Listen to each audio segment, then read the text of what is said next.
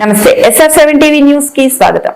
బీసీలపై రాజకీయ పార్టీలకు చిత్తశుద్ధి లేదు. సగర సంఘం రాష్ట్ర అధ్యక్షులు బీసీ కుల సంఘాల JAC convener doctor Uppari Shekhar Sagara బీసీలకు విద్య, ఉద్యోగ, రాజకీయ రంగాల్లో 42% రిజర్వేషన్ అమలు చేసే అవకాశంలో ఏ రాజకీయ పార్టీకి చిత్తశుద్ధి లేదని తెలంగాణ సగర సంఘం రాష్ట్ర అధ్యక్షులు, తెలంగాణ బీసీ కుల సంఘాల JAC convener doctor Uppari Nagesh Sagara ఆరోపించారు.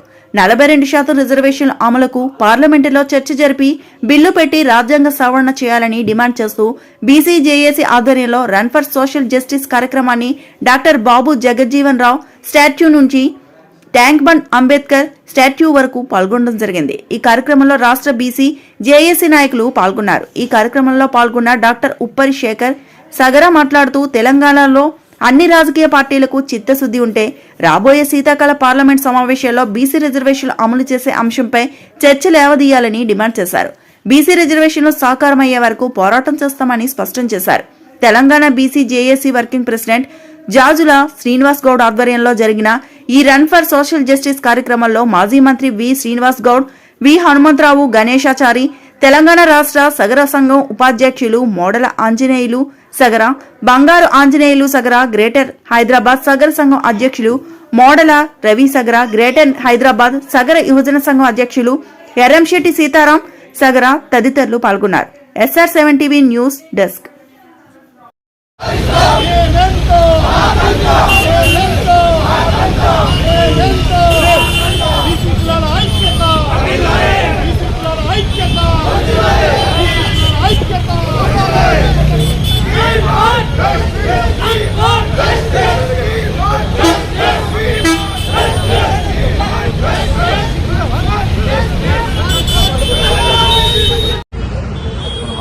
బీసీ జేఏసీ ఆధ్వర్యంలో ఈరోజు హైదరాబాద్ రాజధానిలో రన్ ఫర్ సోషల్ జస్టిస్ కార్యక్రమం నిర్వహించడం జరిగింది. ఈరోజు ఉదయం 5 గంటలకే వేలాది మంది రోడ్ల మీదకి వచ్చి హైదరాబాద్ రాజధానిలో మరి ఈ రన్ ఫర్ సోషల్ జస్టిస్ కార్యక్రమంలో భాగస్వాములు అయ్యారు. మేము కేంద్ర రాష్ట్ర ప్రభుత్వాలను ఒకటే డిమాండ్ చేస్తా ఉన్నాం. ఈరోజు మీ యొక్క పార్టీల ఉనికి కోసం మీరు ఆడేటువంటి నాటకాలు ఇక ఆపండి. కేవలం సామాజిక న్యాయం కోసం ఏదైతే పోరాటం జరుగుతుందో తెలంగాణ వ్యాప్తంగా మెజారిటీ జనాలైనటువంటి బీసీల ఆకాంక్షలు నెరవేర్చడం కోసం మీరు కట్టుబడి ఉండాలి. బీసీ డిక్లరేషన్ కామారెడ్డిలో నిర్వహించినటువంటి ఏదైతే డిక్లరేషన్ ఉందో దానికి కాంగ్రెస్ పార్టీ ప్రభుత్వం కట్టుబడి ఉండాలి.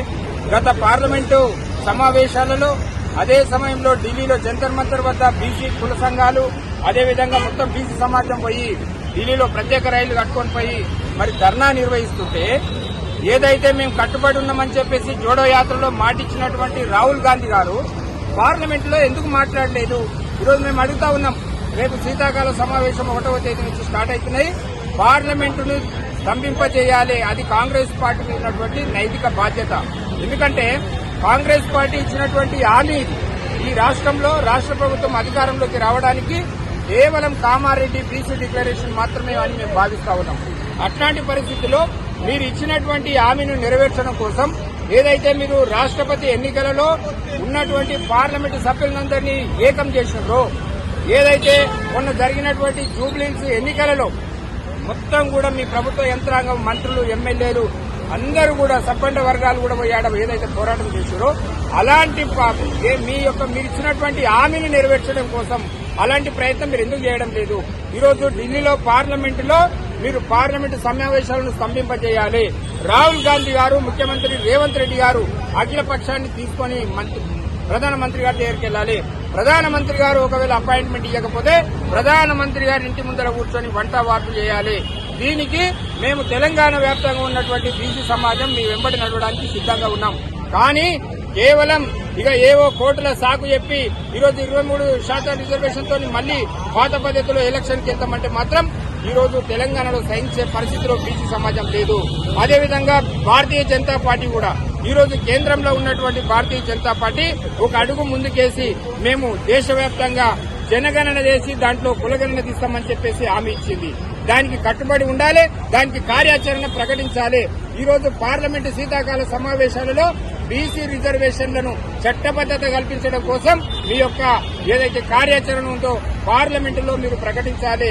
లేకపోతే ఈ రోజు తెలంగాణలో ఉన్నటువంటి ఈ సామాజిక ఉద్యమం దేశవ్యాప్తంగా అగ్గి రాజేస్తాం, వదిలిపెట్టాం. ఎట్టి పరిస్థితిలో కీలకమైనటువంటి భారతీయ జనతా పార్టీ, కాంగ్రెస్ పార్టీలను మీరు బీసీలకు వ్యతిరేకమా, బీసీలకు మరి ఏదైతే సహాయం చేయడానికి బీసీల డిమాండ్ ఏదైతే ఉందో న్యాయమైన డిమాండ్ నెరవేర్చడం కోసం సిద్దమా, ఏదో ఒకటి మీరు తేల్చాలి. లేకపోతే మాత్రం రాబోయేటువంటి ఏ ఎన్నికలైనా బీసీ సమాజం మీ రెండు పార్టీలను మీ సంగతి ఏందో తేల్చడానికి సిద్ధంగా ఉంది. జై బీసీ, జై బీసీ.